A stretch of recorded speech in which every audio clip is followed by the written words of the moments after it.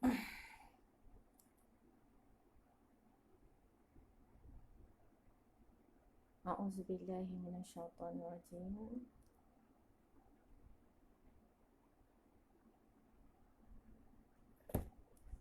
Bismillahirrahmanirrahim. Assalamualaikum warahmatullahi wabarakatuh.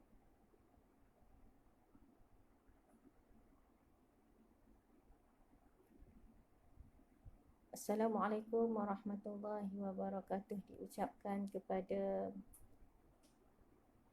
pelajar-pelajar saya yang sedang masuk dalam live saya pada pagi ini, dan juga kepada sidang hadirin dan hadirat yang berada di talian. Rakan-rakan B, saya mohon.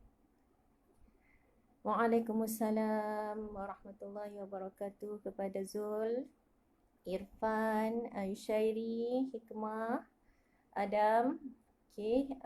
Kepada semua mendengar dengan jelas apa yang Ustazah cakap ya. Jelas ya? Mohon komen sebelum Ustazah memulakan taklim duha kita pada pagi ini, insya-Allah.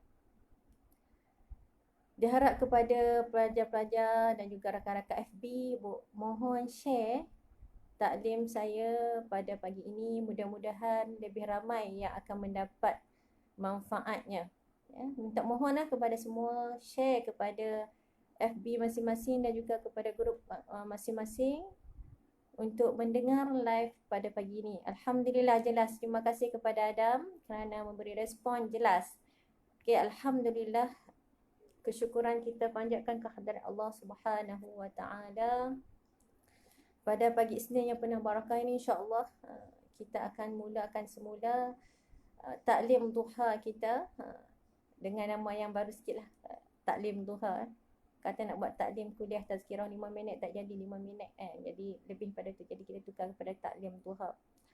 Dan insya-Allah pada pagi ini insya-Allah Ustazah akan membincangkan tajuk kita yang sentiasa kita gunakan, iaitu keranamu lidah.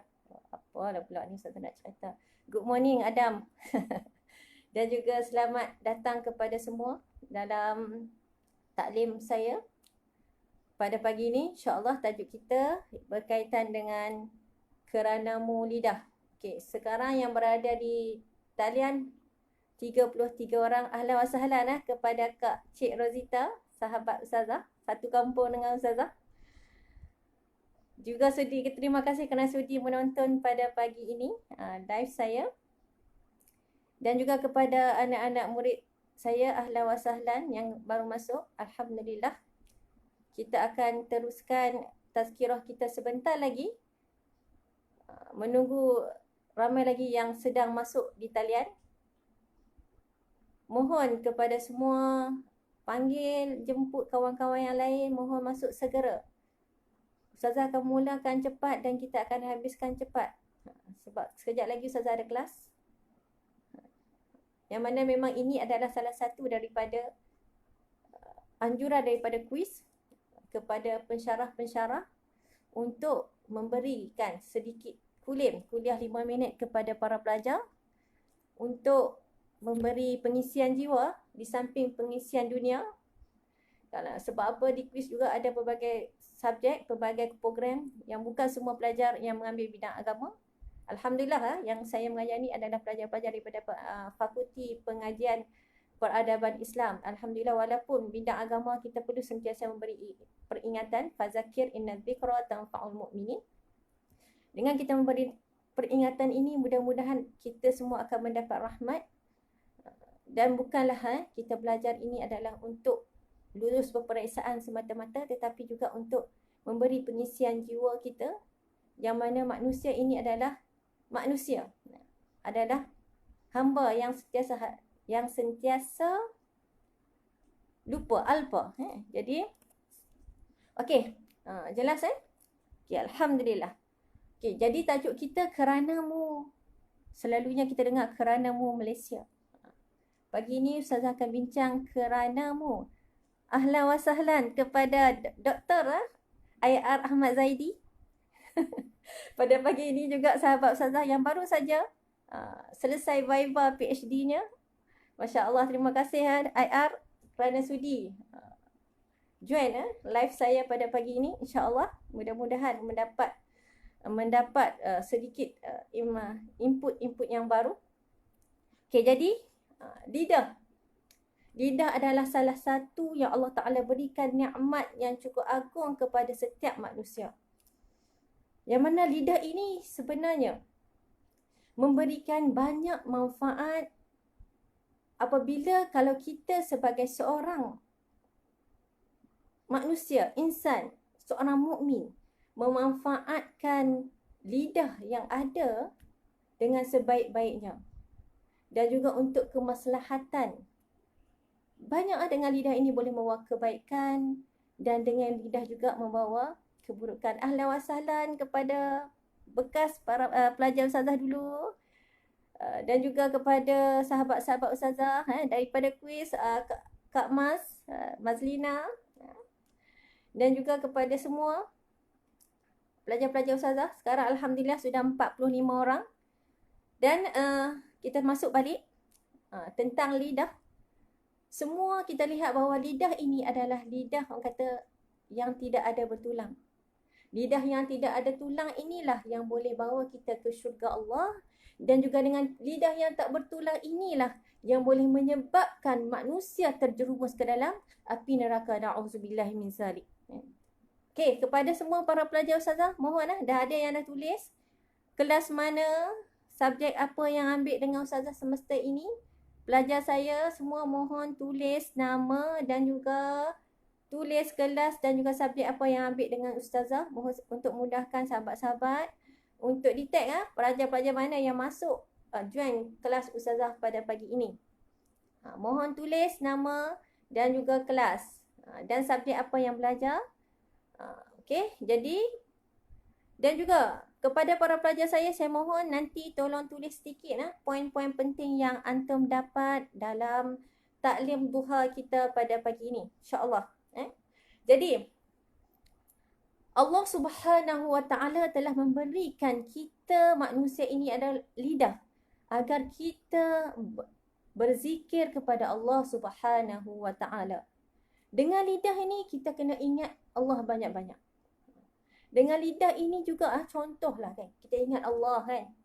Ini kita ni dalam hati kita kalau boleh setiap dengupan jantung kita, setiap pernafasan kita ni ada perkataan ya Allah, ingat Allah, Allah, Allah, Allah. Dalam jantung kita sentiasa berdegup dengan Allah, Allah, Allah, Allah kan. Ataupun kita dengan istighfar, astaghfirullah, innallah. Ataupun kita nak hasbi rabbi ke apa ke kan. La ilaha illallah, la ilaha illallah, la ilaha illallah. Kalau ada salah dan sebagainya, la khawla wa la quwata illa billah. Keluarkan perkataan yang boleh mendekatkan diri kita kepada Allah. Ni ini yang kita patut dengan ada nikmat lidah yang Allah Ta'ala berikan kepada kita. Namun kita lihat ada sesetengah manusia tu Allah Ta'ala bagi lidah kan. Contohlah ada yang saya sendiri pernah dengar kan. Apabila jatuh ke apa-apa barang, oh mak hang. Contoh kan. Oh mak hang. Oh. Keluar perkataan-perkataan yang mencarut dan sebagainya. Na'udzubillah Jangan jadi macam tu. Jadi sebab itulah kita kena ada dalam hati kita ni sentiasa Allah, Allah, Allah. Ingat Allah. Ingat Allah, kalau kita terkejut ke apa pun, dia akan keluar perkataan-perkataan yang baik. Tapi kalau sekiranya dalam hati kita ni kotor, sentiasa fikiran kita fikir benda yang tak baik, itulah yang akan terkeluar kalau kita terkejut. Tengok kalau diri kita, kalau orang kejutkan kita, apa yang kita keluar? Itu yang ada dalam diri kita. Jadi kita kalau boleh kepada semua kita tukar ataupun terjatuh Allahu Akbar kan. Kalau ada Allahu Akbar, alhamdulillah lah. Allahu Akbar, la haula wala quwata illa billah. Masya Allah kan zikir. Begitu juga kita nak zikir kan. Kalau kita macam ustazah ada anak dan juga mungkin ada di kalangan pendengar kita pada hari ini dah ada anak-anak contoh yang saya ingin berikan. Kalau nampak anak buat perkara yang tak baik, ya Allah kan, jangan Jangan sebut perkara yang buruk, yang apa yang dia buat tu. Tapi kita kata benda-benda yang baik. Ya Allah, baiknya anak Umi. Masya Allah, buat apa ni, Ya Allah. Kan? Kata, Ya Allah, anak Umi yang hebat. Ya Allah, anak Umi yang pejuang. Tengok dia masuk rumah tu, Masya Allah. Rumah dah jadi apa? Dah berselerak dan sebagainya. Ya Allah, Masya Allah, la khawla wa la quwata illa billah. Jadi sebab tu, dengan perkataan-perkataan itu menyebabkan kita dengar pada Allah dan kita positif.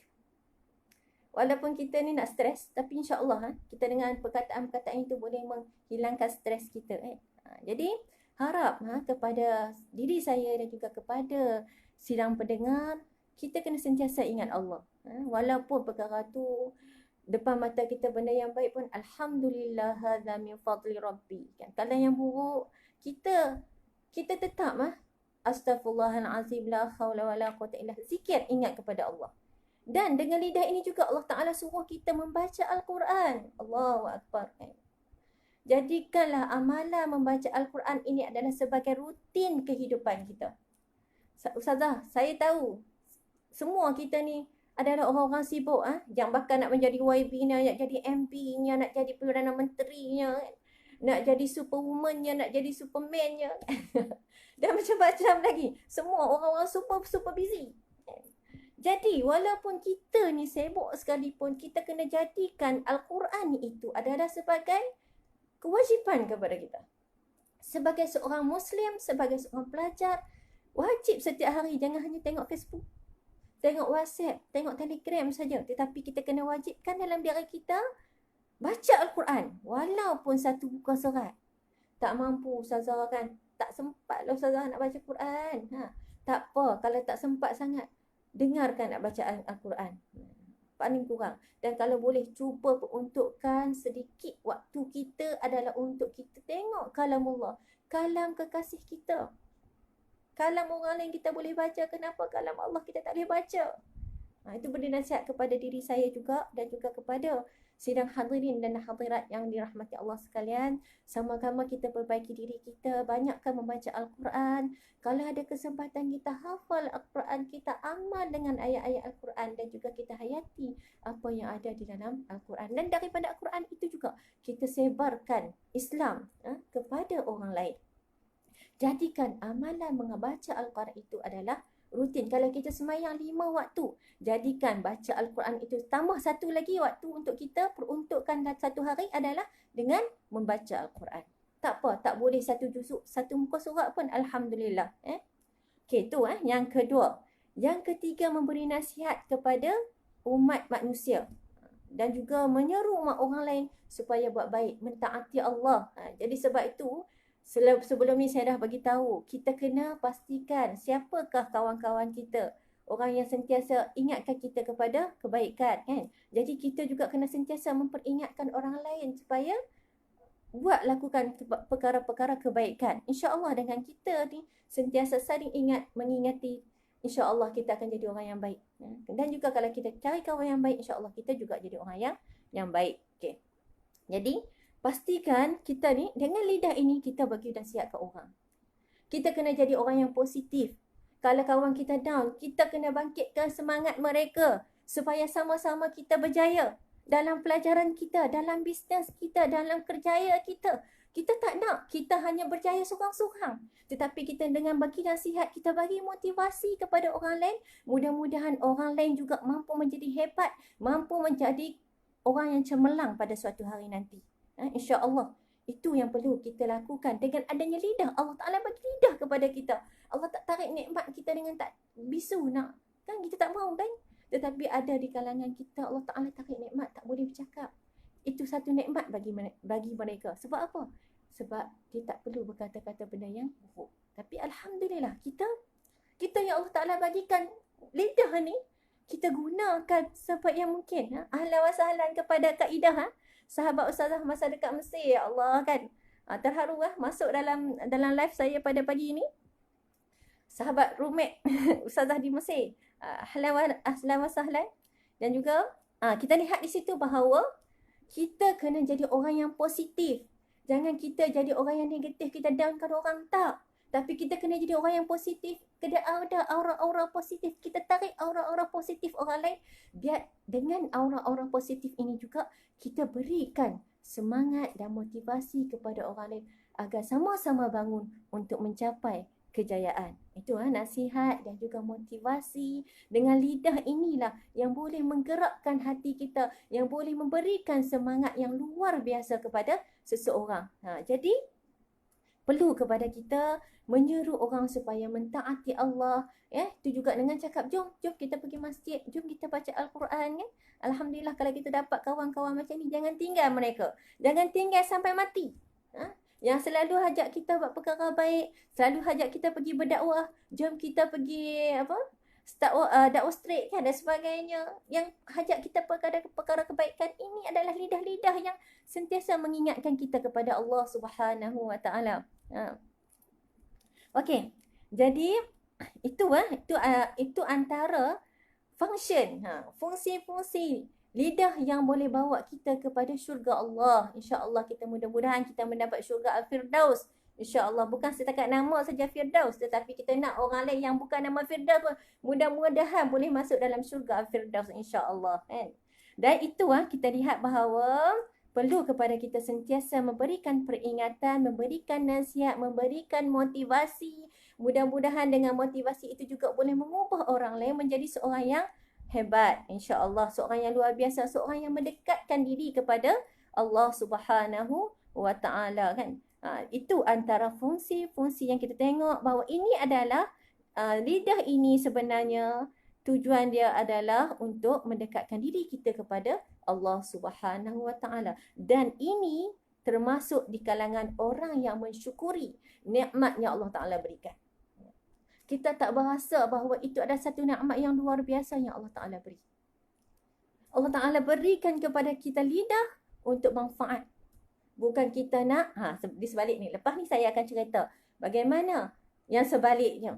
Allah Ta'ala berikan nikmat kepada kita supaya kita guna sebab yang mungkin lidah ini adalah yang membawa kita ke syurga Allah insya-Allah.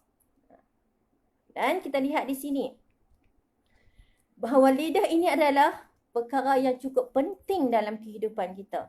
Dan dia adalah organ yang paling berkuasa di antara organ-organ yang ada di dalam badan kita. Yang mana organ ni, lidah ini adalah yang paling kuat boleh menarik pemiliknya kepada kecelakaan. Na'udzubillah kepada kecelakaan sekiranya kita tak kawal dia, tak pelihara dia dengan baik. Dan mungkin dengan lidah ini juga boleh bawa orang itu terjunam ke dalam api neraka. Na'udzubillah. Sebab itu ada hadis Rasulullah SAW mengatakan, yang bermaksud bukankah manusia itu dilontarkan ke dalam api neraka dengan wajah mereka atau dengan hidung mereka disebabkan apa? Disebabkan bencana lidah. Na'udzubillah. Sebab tu kalau kita ni tak tahu nak cakap apa, baik kita senyap. Ada kata-kata kan, kata falyaqul khairan aw yasmut. Mungkin itu hadis juga. Falyaqul khairan aw yasmut. Kalau kita ni tak boleh nak bercakap, kita senyap. Barang siapa, ada hadis daripada riwayat Imam Ahmad dan At-Tirmizi mengatakan siapa yang berdiam diri itu, nescaya dia akan selamat. Dia tak tahu nak cakap apa. Kalau tak boleh cakap, kita senyap. Itu lebih baik kepada kita. Daripada kita jumpa kawan-kawan kita membawang macam minggu lepas Ustazah dah beritahu, membawang putih, membawang merah, membawang dan sebagainya. Ahlan wa sahlan juga kepada ex-quiz, pelajar quiz Wan Nusrah daripada Turki betul kan Wan Nusrah daripada Turki? Ini juga live Ustazah sampai ke Turki alhamdulillah. Ini juga adalah salah seorang pelajar quiz yang berjaya melanjutkan pelajaran ke peringkat antarabangsa. Allahu Akbar. Sama belajar master di Turki dan tak mustahil selepas ini lebih lama lagi bakal pelajar-pelajar kuis yang akan belajar di luar negeri, termasuklah di Jordan, di Turki, di Mesir dan di banyak lagi tempat-tempat lain insya-Allah. Okey, seterusnya kita lihat di sini hadis Rasulullah sallallahu alaihi wasallam ada yang menyebut kullu kalam ibnu Adam alaihi la lahu illa zikrullah au amran bima'ruf au nahyan 'anil munkar. Apa maksud dia? Setiap perkataan anak Adam itu akan merugikan diri dia. Akan merugikan diri kita. Kecuali apa dia tadi kita sebut zikrullah, kecuali kita ni ingat Allah kan. Ingat Allah Subhanahu wa taala, ataupun au amran bima'ruf, ataupun kita ni yang kedua, orang yang tak okey adalah amrun bima'ruf. Orang yang sentiasa mengajak, menyuruh kita melakukan kebaikan. Dan juga au nahyan 'anil munkar. Iaitu orang yang mencegah kita daripada melakukan keburukan. Okey. Jadi ini kita cegah. Kalau kita lihat sahabat-sahabat kita membawang dan sebagainya, kita beritahu jangan nak buat macam tu lah kan, tak elok. Kita nasihat kan. Tu kita cegah. Ataupun kita tengok kawan kita dating. Kepada para pelajar saya yang ramai ni yang masih tengah duduk remaja, baru-baru umur 20 ni, memang waktu ni lah kan, suka sangatlah berdating-dating dan sebagainya, berchatting-chattingnya kan. Pastikan kalau boleh elakkan bercinta sangat-sangat, bercinta sebelum kahwin. Sebab apa? Cinta sebelum kahwin ni banyak bawa maksiat. Elakkan, kalau boleh elakkan, insya-Allah kan. Insya-Allah kita boleh elakkan. Alangkah bahagianya kita cinta selepas kahwin. Jadi jangan duk berchatting ni. Chatting ni adalah menggunakan lidah. Masa cinta macam-macam yang baik kita dengar. Tapi lepas kahwin macam-macam. Kadang tu cinta 10 tahun. Cinta 15 tahun. Tengok-tengok kahwin. Tak sampai seminggu dah berlaku porak-poranda dalam keluarga. Sebab apa? Masa sebelum kahwin tu penuh dengan kata-kata manis. Tetapi lepas kahwin, baru tahu, inilah orang dia sebenarnya. Sebab itulah kita elakkan melakukan maksiat sebelum perkahwinan. Mudah-mudahan selepas kita kahwin ini kita dapat keberkatan Allah. Sebab apa? Sebelum kita kahwin kita dah tak buat maksiat, tak buat perkara-perkara yang tak baik. Elakkan Ustazah cakap ni kepada diri pelajar-pelajar Ustazah khususnya, dan juga kepada sidang hadirin dan hadirat yang lain. Elakkan bercinta, berdating, berchatting. Ini semua-semua adalah bahana daripada lidah. Silap cakap mungkin boleh dengan itu juga kita boleh menipu, nampak cantik, nampak hebat di depan pakwa-makwa kita dan sebagainya. Ini adalah perkara-perkara yang menipu. Ini adalah salah satu daripada bahana-bahana lidah kita. Nikmat sangat kalau boleh bercinta lepas kahwin, masya-Allah. Tak kenal pun lepas kahwin, insya-Allah kan. Boleh juga kan. Bahagia sampai ke akhir hayat. Sampai mati kan. Walaupun tak kenal dengan kekasih kita yang sebelum ni kan. Ini Ustazah sebut betul-betul kepada pelajar-pelajar Ustazah. Sebab waktu ini adalah waktu antum kan. Dekat-dekat nak diambang perkahwinan. Kalau yang dah tu bertunang pun anggap bertunang bukanlah berkahwin. Jangan keluar berpegang-pegang dan sebagainya. Kita ada batas dalam Islam. Tak nak melakukan maksiat sebelum kahwin. Faham kepada semua? Jangan buat tunang kita macam suami kita, macam isteri kita. Dia tu adalah tunang yang haram kepada kita. Tak pasti lagi dia tu akan jadi isteri atau suami kita. Ingat, perkara ni kita kena sentiasa memperingati. Sebab apa? Inilah di antara organ yang besar yang boleh bawa kepada neraka. Na'udzubillah. Jadi insya-Allah cuba elakkan. Apa yang Allah Ta'ala larang, itu kita cuba elakkan. Ini salah satu. Lidah. Banyak lagi sebenarnya. Banyak lagi yang boleh dibincangkan. Organ-organ dalaman kita. Dan sebab apa Ustazah pilih tajuk ini? Ini di antara Ustazah menggunakan kitab Nasaih Diniyah yang telah dikarang oleh Habib Abdullah Alawi Al-Haddad. Salah satu kitab yang kami gunakan semasa belajar di Tafaqquh Fid Din bersama Syekhuna Dr.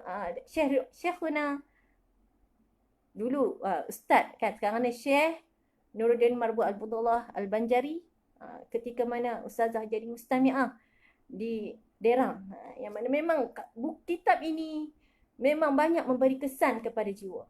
Sebab tu kita kena baca kitab-kitab yang boleh mendekatkan diri kita kepada Allah. Sebab apa? Ini adalah refresh balik ilmu yang Ustazah belajar dah 20 tahun yang lalu.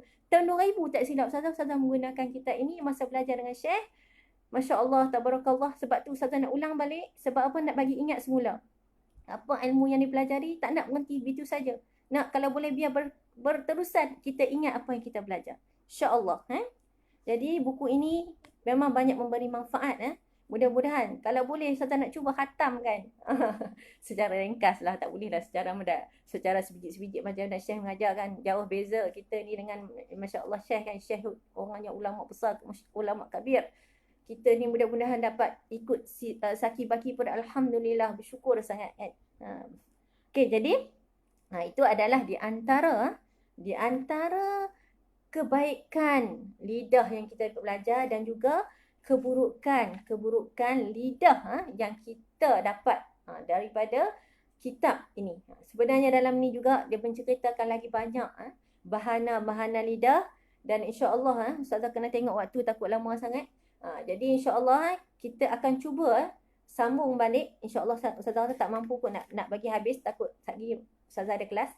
Jadi ambil masa yang lama. Dan mudah-mudahan walaupun pendek kita beri taklim pada pagi ini, InsyaAllah Ustazah mengharapkan kita semua mendapat manfaat, dan Ustazah mengharapkan kepada yang baru masuk, mohon share live ini, mudah-mudahan lebih ramai yang dapat manfaat dan juga boleh memberi peringatan secara tak langsung lah kepada sahabat-sahabat kita yang lain, dan supaya semua lebih ramai yang boleh mendapat aura-aura positif dan mendapat ilmu yang baru pada pagi ini, insya-Allah. Jadi Ustazah minta maaf banyak-banyak sekiranya apa yang Ustazah cakap ini tertembak kepada siapa-siapa minta maaf banyak-banyak. Bukan Ustazah nak kata kepada siapa, Ustazah tak tahu yang macam mana lah anak-anak Ustazah ni kat depan mata Ustazah ni kan.